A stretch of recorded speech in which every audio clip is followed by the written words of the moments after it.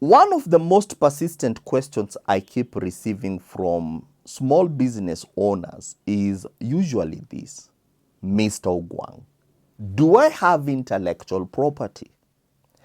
Intellectual property is a unique form of property in that you don't need the participation of another person in order for you to have intellectual property.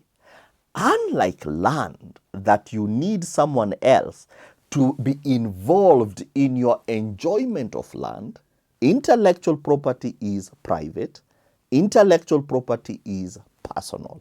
It is the individual himself or herself that deprives oneself from exhibiting and enjoying your intellectual property. Intellectual property is a private affair. And a huge part of the blame ought to be apportioned to lawyers who have confused the marketplace. You see, to a lawyer, intellectual property law, and intellectual property rights are one and the same. And in that is the confusion. These three things are not one and the same. These three things are worlds apart. Just like there is land, land law, and land rights. One can have one without the other. So allow me to demonstrate for us the difference between intellectual property law, and intellectual property rights. Number one, intellectual property. Intellectual property is anything that an individual can come up with from their mind. So that means that whatsoever you can originate from your mind qualifies as intellectual property. But in order for us to have safeguards, there is another qualifier to that definition, that intellectual property is anything that an individual can come up with from their mind, from which markets can originate. So that distinguishes the mischief an individual can come up with from their mind from what can be deemed as intellectual property.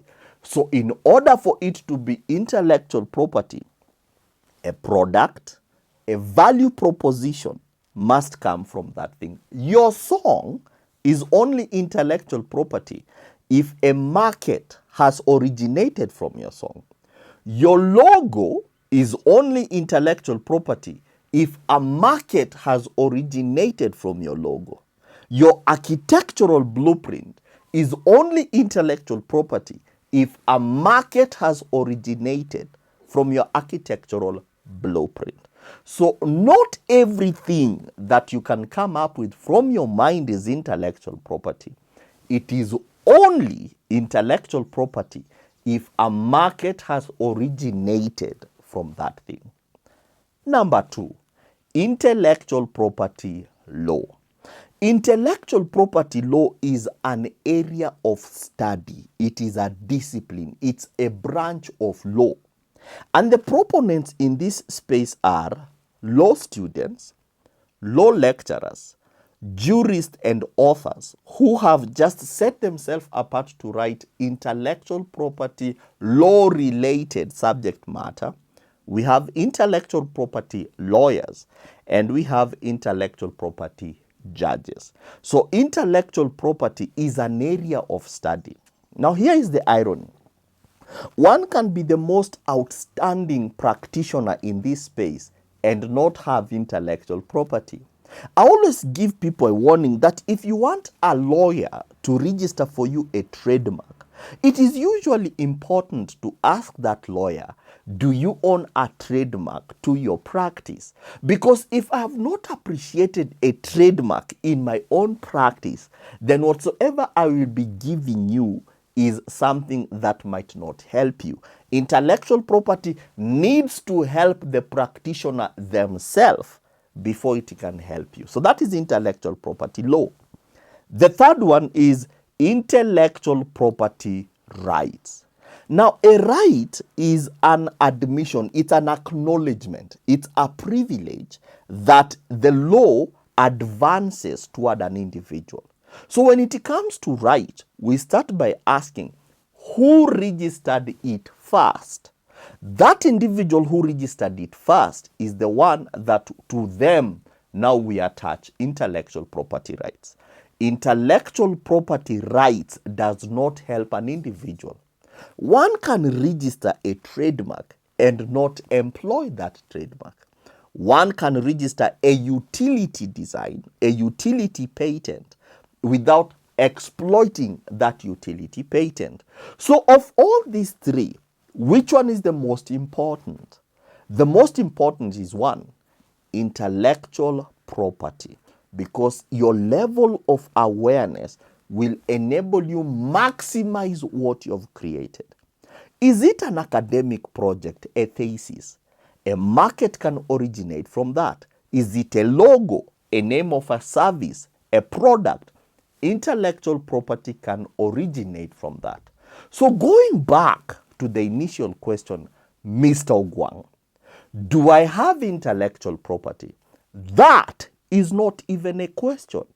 The question ought to be one, are you aware of how intellectual property manifests on you, manifests in the things that you do, or manifests all around you? At any given moment, an individual has those three distinct layers of intellectual property. Intellectual property on your person, intellectual property in the things that you do, and intellectual property all around you. Those are three distinct levels of intellectual property that anyone, whether that individual is artificial or that individual is natural, at any given moment, you have those three layers of intellectual property. My name is Ogwang, Mr. Ogwang Omuga. I am the principal at Franchise and Licensing Institute, and here we deal in one thing and one thing alone, intellectual property, because intellectual property still remains to be the most neglected form of resource anywhere in the African marketplace today. So if you would want to know more about intellectual property, I invite you to seriously consider subscribing, sharing, following, liking this page, like this video, share it with your community, and let us help people appreciate intellectual property. Intellectual property is the only form of resource anywhere in the African marketplace that is neglected. You don't need anyone's permission for you to have intellectual property. Intellectual property is the greatest qualifier in life. My name is Ogwang, and I will see you in the next one. Until then, take care, God bless, and bye-bye.